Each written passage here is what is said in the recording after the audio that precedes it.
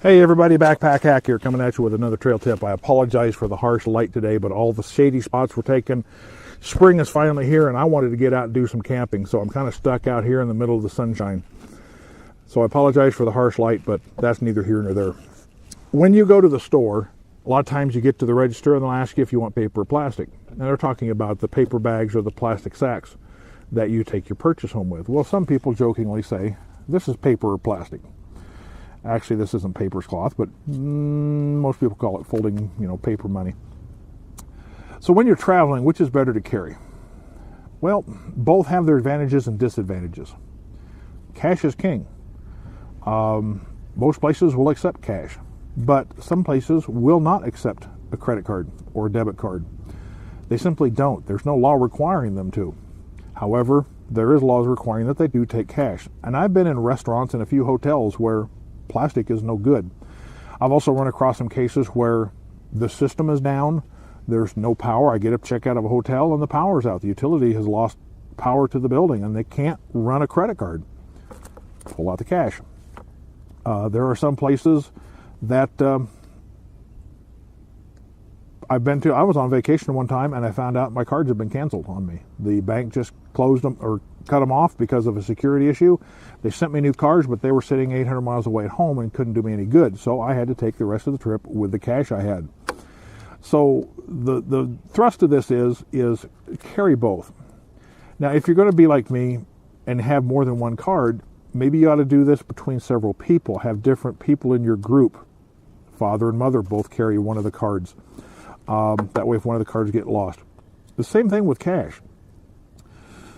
If you have several adults or some of the older kids in your group are responsible enough, maybe they can take some of that cash. Don't keep all of your cash in one spot. When I travel, I have cash for my trip, more than enough to pay for some unexpected repairs on my truck. Maybe I got to buy a new tire or have a fuel pump replaced or some repair like that. And I always have enough money to make it home. That way, I don't have to rely on the plastic.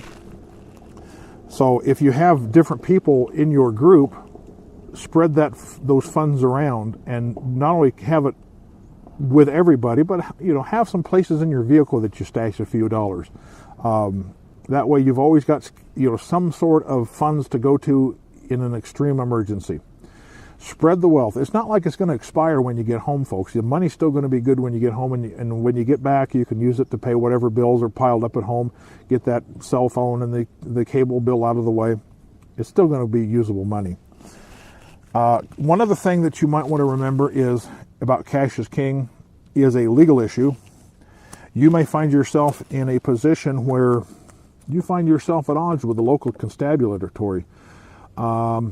You're in front of a judge and you have to pay a fine or a small bond just to get out of jail. That has happened, and some places, there's still places out there that don't accept plastic. They will not accept a credit card or a debit card, cash only. And the only way you're going to get out of jail is have cash. Well, if you have cash on you, you can get out of jail right then and there. Now, you may not agree with the charges. You may want to come back and fight them. That's a different story. But to have to find some place to go get cash because you don't have any cash on you, that'd be a bad situation. So carry enough cash to get you home, carry enough cash to put you in a good motel for a night or two if you have to, pay for some repairs, and spread that cash around between the people in your party and around your vehicles. And again, when it comes to plastic, spread that money between the various accounts, and that way if one card for some reason just won't work, you just get out the other card and away you go. This system has never failed me. Yes, it's an inconvenience to think I want to take it out of this account and it won't, so I have to take it out of this account and then I have to transfer the funds and this and that and the other thing. It's an inconvenience, but it has never slowed me down. It's never failed me. I'm not saying it never will, but it's just an idea for you to carry paper and plastic.